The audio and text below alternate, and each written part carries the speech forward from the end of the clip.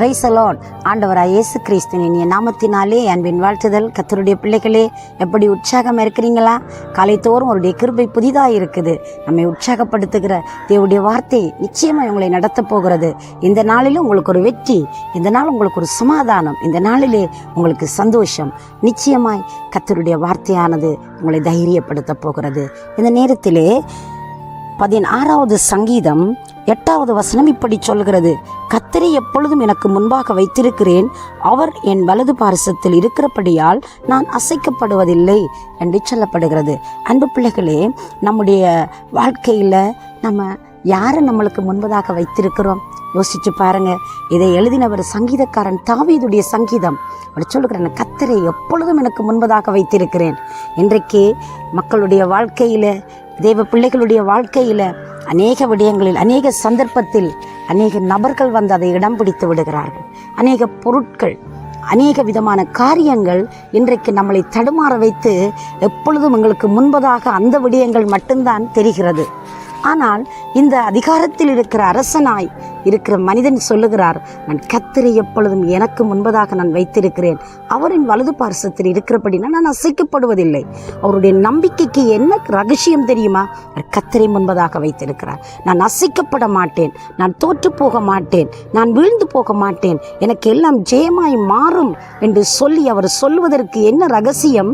அவர் கர்த்தரை எப்பவுமே தனக்கு முன்பதாக வைத்து தன்னுடைய காரியங்களில் எல்லாவற்றிலும் தேவனுக்கு முதலிடம் கொடுக்கிறார்.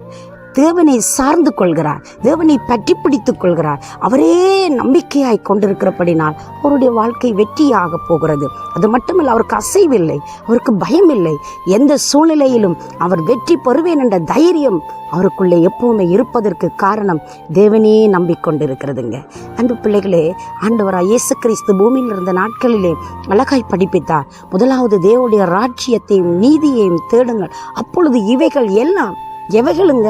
நம்மளோட வாழ்க்கையில் தேவையான அனைத்து விடயங்களும், அனைத்து காரியங்களும், அனைத்து சம்பத்துக்களும், அனைத்து பொருளாதாரமும், அனைத்து காரியங்களிலும் தெய்வம் நமக்கு அற்புதங்களை செய்து நம்மளை கனம் பண்ணுகிறாய் இருக்கிறார். எனவே நாங்கள் முதலாவது செய்ய வேண்டிய விடயம் அவருடைய ராஜ்யத்தையும் நீதியையும் நானும் நீங்களும் தேட வேண்டும், அவரை சார்ந்து கொள்ள வேண்டும், அவரை நம்பிக்கொள்ள வேண்டும். தாவீதுடைய வாழ்க்கையில் அவர் பல யுத்தங்களை சந்தித்த மனிதன், பல விதமான நெருக்கடிகளை சந்தித்தவர், ஏமாற்றங்கள், தோல்விகளை சந்தித்தவர். அவர் வேதனை வருகிற பொழுது தேவனை நோக்கி பார்த்து புலம்பி பாடுவார்.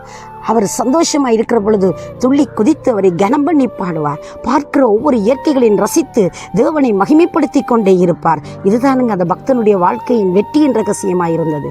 ஏழ்மையாக இருந்தவன், சரித்திரத்தில் அவருடைய வாழ்க்கையை நாம் உற்று கவனித்தால் அவர் எதற்கும் ஒரு தகுதியில்லாத நபரை போன்று எல்லாராலும் ஒதுக்கப்பட்டவராய், அவருடைய பெற்றார்களால் வெறுக்கப்பட்டவராய், அவர் யாருமே கணக்கெடுக்காத ஒரு ஆடுகளை மேய்க்கிற ஒரு மேய்ப்பனாய் இருந்தவனை தேவன் அரசனாய் மாற்றினார்.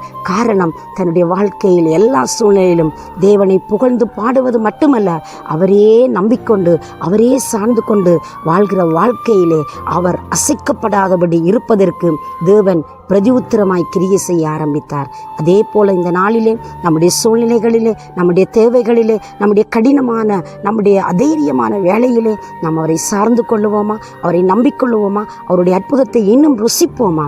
தேவன் எங்களுக்கு பக்கபலமாக இருக்கட்டும். அவரை சார்ந்து கொண்டு நாம் அவருக்காய் தொடர்ந்து ஓடுவோம், அவருக்காய் வெற்றி சிறப்போம். குதிரை யுத்த நாளுக்கு ஆயத்தமாக்கப்படும், ஜெயமோ கர்த்தரால் வரும். நீங்கள் ஆயத்தமாக்கப்படுங்களேன், அவரை சார்ந்து கொள்வதற்கு, அவரை நம்பிக்கொள்வதற்கு, அவரை பற்றி பிடிப்பதற்கு நீங்கள் இன்னுமாக விட்டு கொடுத்து பாருங்கள். உங்களோட வாழ்க்கையிலே நிச்சயமாக என் தெய்வம் அற்புதம் செய்து கனம் பண்ண வல்லவராய் இருக்கிறார். ஆண்டவரை மகிமைப்படுத்துவோம். தேவன் உங்களுக்கு உதவி செய்யட்டும். உங்களுக்காக நான் ஜெபிக்கட்டுமா? சர்வ வல்லமை உள்ள நல்ல ஆண்டவரே, இயேசுவின் நாமத்தில் உங்களுடைய பிள்ளைகளுடைய வாழ்க்கையில் ஒரு அற்புதம் செய்து, அதிசயம் செய்து, உங்களுடைய வாழ்க்கையில் வெற்றி சிறக்க பண்ணுங்கப்பா. தேவைகளை சந்தியுங்க, குறைவுகளை நிறைவாக்குங்க.